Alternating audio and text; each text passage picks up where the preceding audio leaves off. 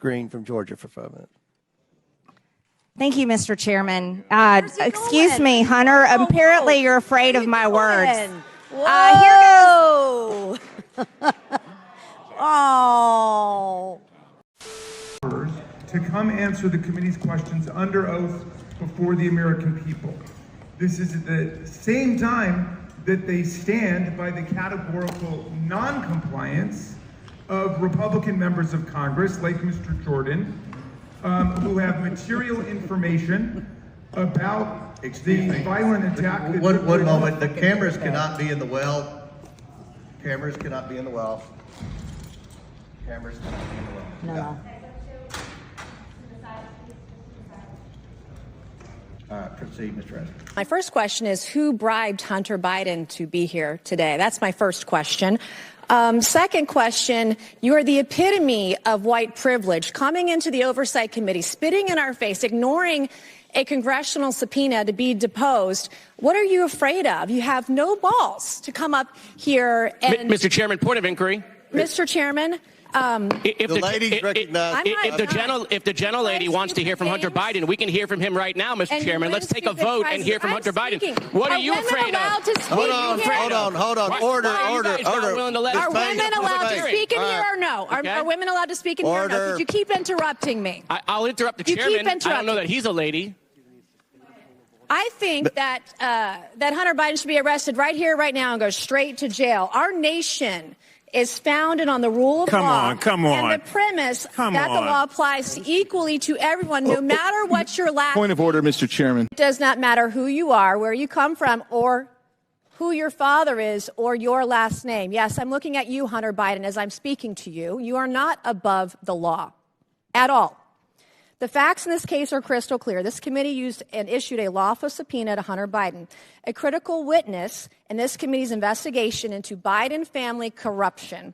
Hunter Biden and his lawyers did not claim privilege of any kind because clearly he has none. They didn't contest the legitimacy of our reasons for issuing this subpoena, no reasons, because they clearly are legitimate. And yet he refused to comply. Trump's family members, Don Trump Jr., he did not defy a congressional subpoena. He showed up multiple times for multiple depositions for several hours.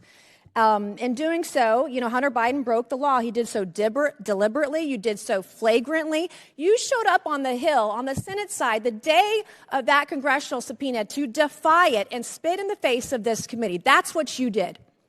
The question the American people are asking us is, what is Hunter Biden so afraid of? Why can't you show up for a congressional deposition? You're here for a political stunt. This is just a PR stunt to you. This is just a game that you are playing with the American people. You're playing with the truth. Hunter Biden wasn't afraid to sell access to Joe Biden to the highest bidder when he was in elected office. He wasn't afraid to trade on the Biden brand, peddle influence, and share those ill-gotten gains with members of his family, including Joe Biden. He wasn't afraid to compromise the integrity of the presidency and vice presidency by involving Joe Biden in shady business deals with our foreign adversaries. But Hunter Biden, you were too afraid to show up for a deposition. And you still can't today. I believe that Hunter Biden should be held completely in contempt. I think he should be hauled off to jail right now, because it wasn't long ago, too, my friends on the other side of the aisle, that you also believed in the power of a congressional subpoena. Not long ago at all. You believed in holding those who refused to comply with a congressional subpoena accountable. And I stood with each and every one of you. I am the only member in this room today who has held a member of my own party in contempt of Congress for not showing up for a subpoena. And I see nothing but complete hypocrisy on the other side of the aisle. The ranking member of this committee even so eloquently put it, the lesson is, please tell your children out there in America, if you get a subpoena to go before Congress, go. You have a legal responsibility to do so. So the hypocrisy is stunning. What are we to tell our children today? There's nothing the other side can say with a straight face. As the only member of this committee to vote to hold a member of contempt of my own party, let me be clear, this should not be a partisan issue. If Congress issues a subpoena, you show up, period. This is not a responsibility we take lightly. It brings no joy for us to do this, but the president's son broke the law and must be held accountable in the same way anybody else would. I urge my colleagues on both sides of the aisle to do so. And my last message to you, Hunter Biden, you play stupid games, you win stupid prizes. I don't know if there's a proper motion, Mr. Chairman, but I'll make a motion. Let's vote. Let's take a vote. Who wants to hear from Hunter right now, today? Anyone? Come on. Who wants to hear from Hunter? Motion's out of order. Yeah. No one. So I'm a visual learner, and the visual is clear. Nobody over there wants to hear from the witness. Oh, there's one. Thank you. Will you yield for a question? I'm not there yet, but I will eventually. So there's no one, well, other than one or two, that want to hear from the witness. So the majority of my colleagues over there, including the chairman, don't want to hear from the witness with the American people watching. So, Mr. Chairman, I just want to hear from you. Will you acknowledge that you invited the witness on television to choose whether he could come to a public hearing? And do you stand by your words, or do you renege that invitation to the witness? To answer the question, I've said repeatedly, after the deposition, Mr. Biden can come in front of a public hearing. Mr. Chairman, I don't want to play the video, but that is not what you said on television multiple times. We have the quotes. We can put them up. You said the witness can choose between a deposition. Listen, Mr. Moskowitz, Mr. Biden doesn't make the rules. We make the rules. No, Mr. Chairman, you make the rules. And the rule you made is that he can choose. The rule is... Those were your words, reclaiming my time. He was issued 2 lawful subpoenas. Reclaiming my time, Mr. Chairman. No, you issued those subpoenas after he took you up on your invitation to come, and then you were like, oh, no, oh, my God, what did I do? I invited him to come so the American people can hear his side of the story. I put my foot in my mouth, so now I must bury him in the basement where we can decide what we're going to release to the public so that we can continue to tell that story. Green from Georgia for 5 minutes. Thank you, Mr. Chairman.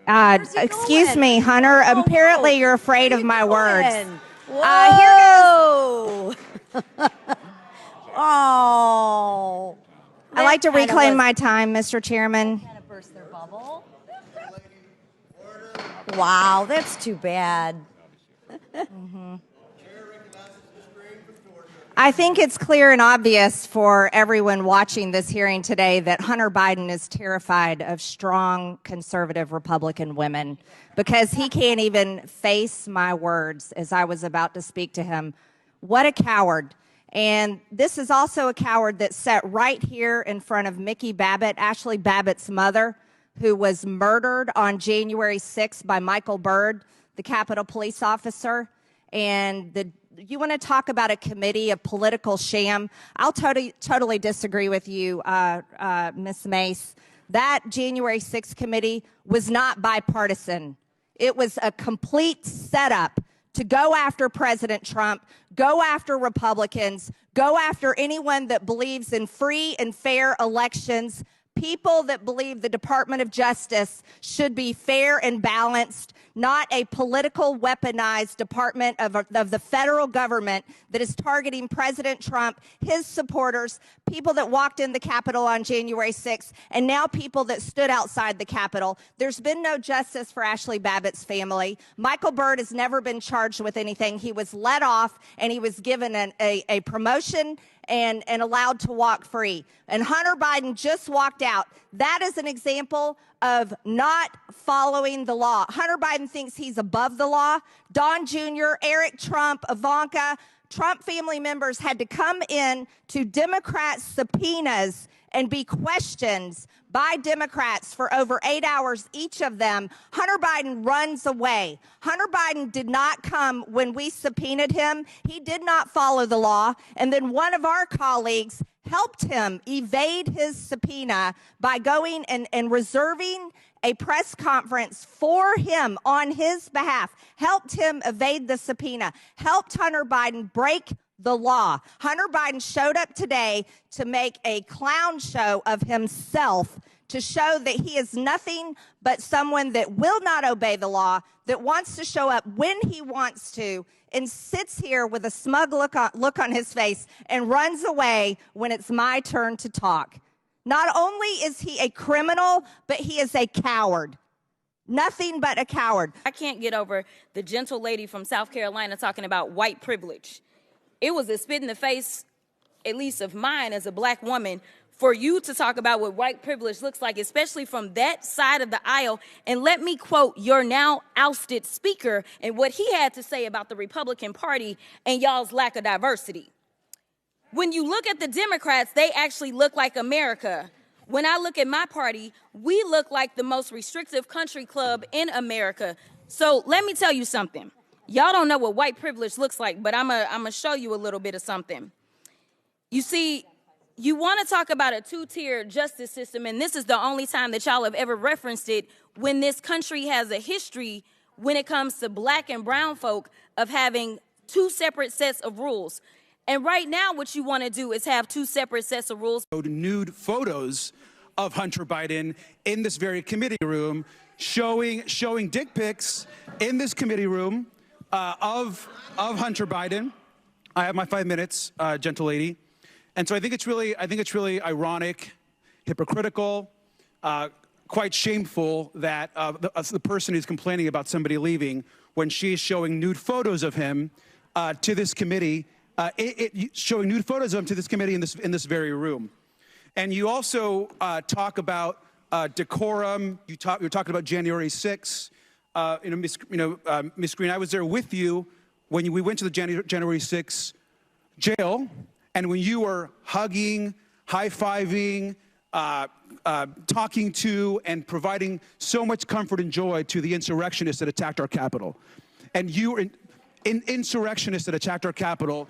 You were hugging and giving them all the support. Mr. Chairman, the gentleman has the time. Stop the clock. Chair recognizes Mr. Garcia. I'd like to continue my 3 minutes and 50 seconds. Chairman, I think Mr. Biden has agreed to address this committee publicly. I just want to ask unanimous consent to swear in Mr. Biden either today or at a future meeting, and have every member be able to ask 5 minutes of questioning to the witness. So I'd like to officially ask that, Mr. Chairman.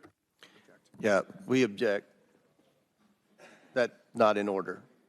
How is that not in order? It's just not in order. Time's expired. Chair recognizes Mr. Perry for 5 minutes. Line is, Hunter did not show up, and he committed a crime.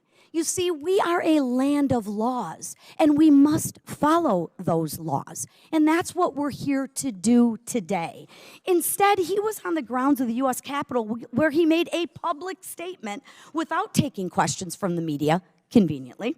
So instead of showing up for his legal obligation, he showed up just steps away from a hearing room to spit in the face of this Congress. And unfortunately, that is Hunter Biden's MO. We're merely doing our job. What we're doing here today is showing the country that Hunter will not receive special treatment due to his last name. It's very, very simple.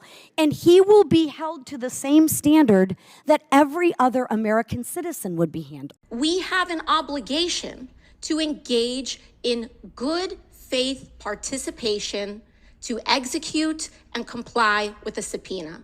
The chairman said in front of the country several times to Hunter Biden, you can show up here in front of the world, in front of the public. Hunter Biden took him up on that offer. He said, I will show up in public.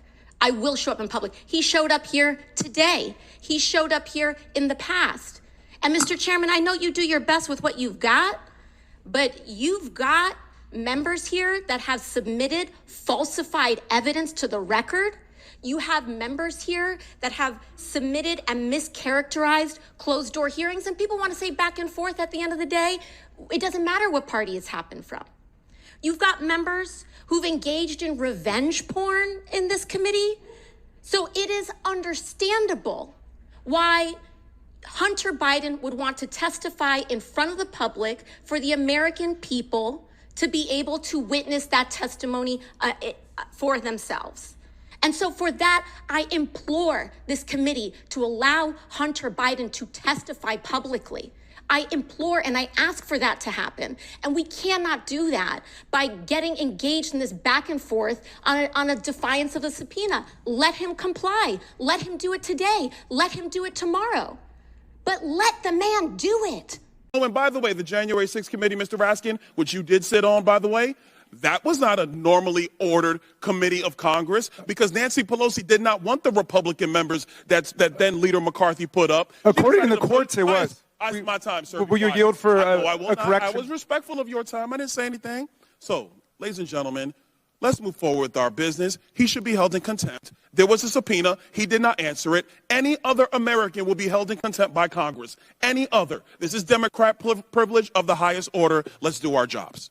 If you have documented receipts of foreign governments writing checks or giving credit card payments to Joe Biden, show it to us. We've been at this for a year now. We haven't seen anything. Then we show you in our more than 100-page report the documented receipts of money going to Donald Trump, but you don't care about it. In other words, you don't care about the principle that our government leaders should not be on the take from foreign governments. That's outrageous. Well, because I will oppose any government official of any political party who's on the take with money from foreign governments, and I hope you would join me in that. And yet we've shown it to you, and yet you guys don't care about it.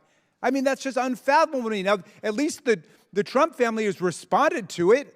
Well, I mean, they're very nervous about it. You know what the Trump's people say, well, he didn't take his $400,000 government salary. You know what?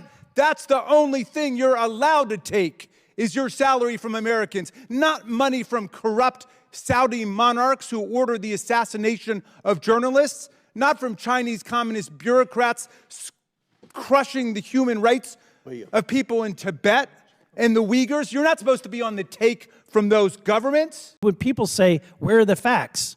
Well, I want to ask, what facts are you looking for? Because to me, bank records are facts.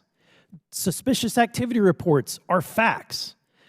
Copies of checks are facts.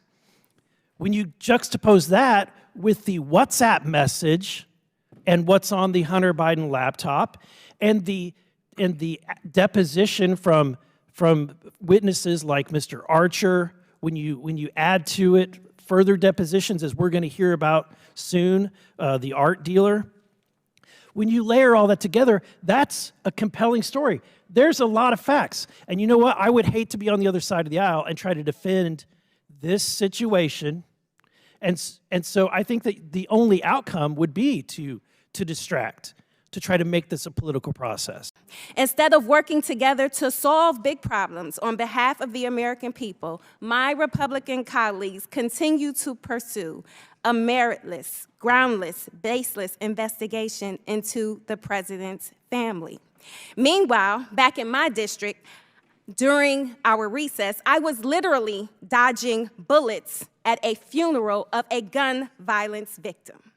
And I never felt so powerless and vulnerable because I know that when I got back here, my colleagues on the other side of the aisle refused to do anything about it.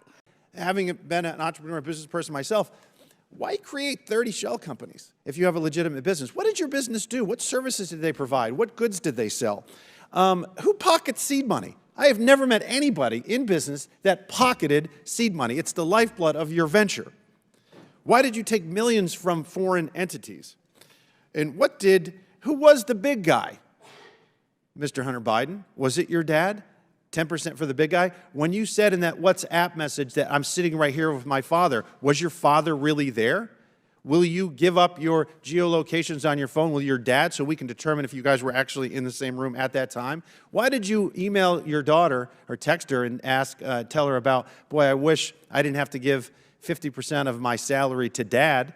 This all is just questions that under a deposition, when we have hundreds of hours, we could ask this. And I'm only one member of a committee of 60. I'm sure my colleagues would have plenty of questions as well. So this is what it's about. It's about justice. And think about who you're defending here.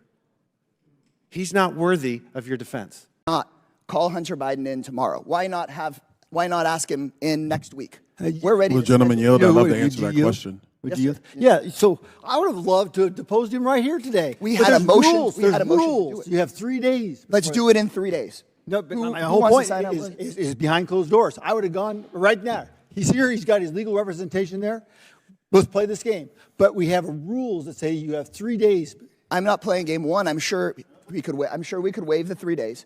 Second, we could have it here in 3 days if there's agreement about if what we're hearing from the Republican side over and over and over again is they've got questions for Hunter Biden. The quotes from this hearing. Hunter Biden's testimony is critical. I want to delve into questions I have for Mr. Biden. Why not ask for those? Why not ask for that tomorrow? The deposition tomorrow? No, we would have him here in public tomorrow in front of everyone. After the I understand you're saying after the deposition, but my question for you is just very clearly, why not have the public hearing tomorrow? Will the gentleman yield to that question? Yes, sir. Mr. Chairman, if and you Mr. may. Donalds, I want to compliment you because I remember our first Oversight Committee hearing, you said it would be good to have these real conversations, so I genuinely want to I am all for this, Mr. Kassar. I actually enjoy this part if we ever get to it. Look, the reality is, and you have attorneys on your side of the aisle, there is never any proceeding that takes place without a deposition of the witness. The reason why is because if something comes up in the round of questioning, either A, members of this committee may not be prepared because they don't have all the information from the witness, because the witness was never given an opportunity with his attorneys present to actually give out that level of information. So you need the deposition process before you bring a witness into open hearing. This happens all the time. This is actually the protocol of the House. And Mr. Kassar, what your side of the aisle is requesting, with all due respect, is a deviation from the historical precedent of the House of Representatives. A report by the Oversight Committee has found evidence that Donald Trump violated the Constitution, the emoluments clause of the Constitution, at least 7.8 million times. A few findings from that report bear repeating. President Trump called the presidency, quote, the greatest infomercial in political history. Donald Trump certainly knew how to work that infomercial to his personal advantage. The report reveals in just 2 years of his 4 years as president, he took at least $7.8 million in unconstitutional payments from 20 foreign countries to just 4 of his hotels. We don't know about the hundreds of other entities.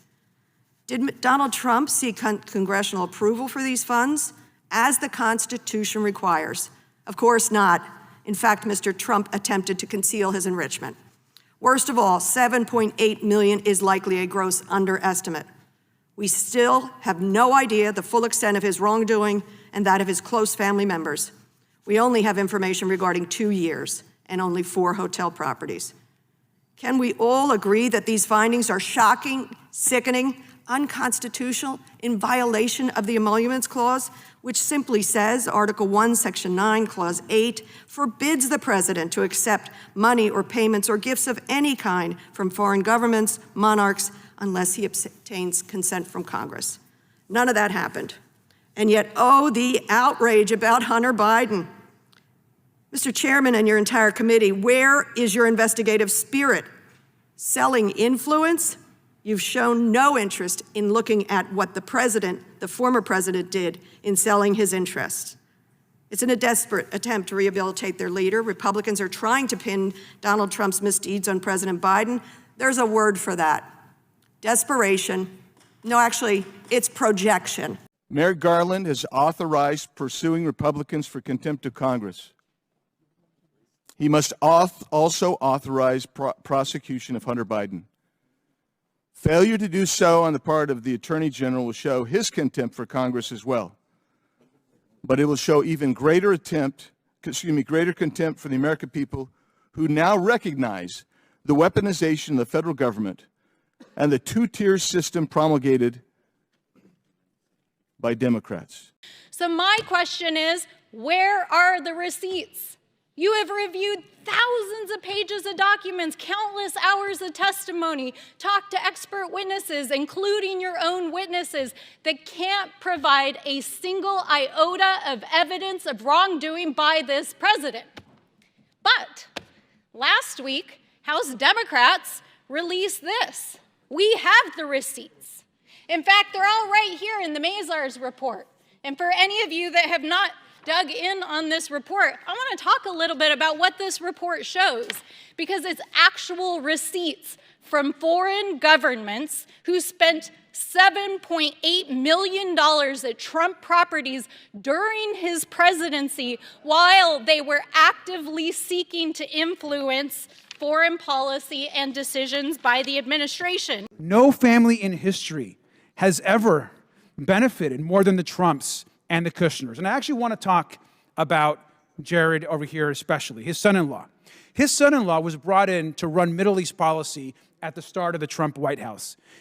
By the way, having zero experience in doing that work, and against the objections of his Secretary of State, Rex Tillerson. Well, we've certainly had enough distractions here today, and in the political stunt that we saw here at the beginning of this hearing, Hunter Biden strutting in here like a real tough guy while he refused to sit for a deposition that he'd been lawfully subpoenaed to do. It must be embarrassing to have to defend all of this, and we certainly have Trump derangement syndrome on display in a big way in this chamber today. Over the last year, the Oversight Committee has uncovered a plethora of evidence that is directly pointing at the corruption from Joe Biden and his family. This level of corruption is what you'd expect to see in a third world country, not the United States of America. If the volume of evidence was uncovered on any other influential family in the United States, my colleagues on the other side of the aisle would no doubt initiate thorough investigations. Now, just imagine if Hunter was a Republican. The president's son does not deserve special treatment, period. Holding Hunter Biden in contempt of Congress is the responsible reaction to his blatant disregard for federal law and our duty to investigate potential wrongdoings by the President of the United States. This committee has analyzed thousands of pages of bank records, leading to the discovery of $24 million of wire transfers and payments from foreign companies and foreign nationals directly to this Biden family. Through interviews with Biden family closest associates, the committee discovered that Hunter Biden used his father's name and influence in meetings with foreign nationals over 20 times. Witness testimonies proved that Hunter Biden dined with foreign individuals from countries such as Russia, Ukraine, and Kazakhstan alongside his father, who is the sitting vice president of the United States. And the list of evidence goes on and on. The president himself has been exposed for lying. Both the White House and Hunter have used every tool at their disposal to obstruct this investigation and to block the gathering of evidence. This blatant corruption must be held to account. Today, the House Oversight Committee voted to hold Hunter Biden in contempt of Congress. This is something that, unfortunately, we had to do. We've conducted this investigation for over a year. We've been very transparent with the American people. We've been very transparent with the media. We've published 4 substantive bank memorandums that show concerning transactions from our enemies around the world. We've referenced several hundreds of suspicious activity reports that the banks filed, very concerned about suspicious activity by the Biden family. We've heard testimony from IRS whistleblowers about the IRS and Department of Justice investigating various members of the Biden family for criminal wrongdoing. What we saw today, unfortunately, was a stunt by the president's son to come in. This is the second time when he was supposed to be here in this room. The first time was the day we were supposed to have the deposition. He showed up in front of the Senate and had a press conference, said he was there to answer questions, then got in the car with Eric Swalwell and drove off. Today he came here. He sat on the front row, and the day we voted to hold him in contempt, he didn't bother to show up or tell anyone he was coming or try to work with us on a date for a deposition. We heard Moskowitz say that the president's son was here. He was sitting there to answer questions. When Moskowitz's time expired, I recognized Ms. Green. She wanted to ask him questions, and he got up and left. So I don't know what the purpose of the stunt was, but at the end of the day, Hunter Biden doesn't set the rules for Congress. We believe that he's been given special treatment by the Department of Justice, by the FBI, by the IRS, and in each instance, he was the investigators were told to stand down. We want to bring him in. We have hundreds of substantive questions that we want to ask the president's son about specific transactions, about specific bank violations, and about specific conversations, referencing emails, text messages, and other depositions and interviews. We expect him to come. He was held in contempt today. We passed it out of committee in both Oversight and Judiciary. That will now move to the House floor, I would assume, next week.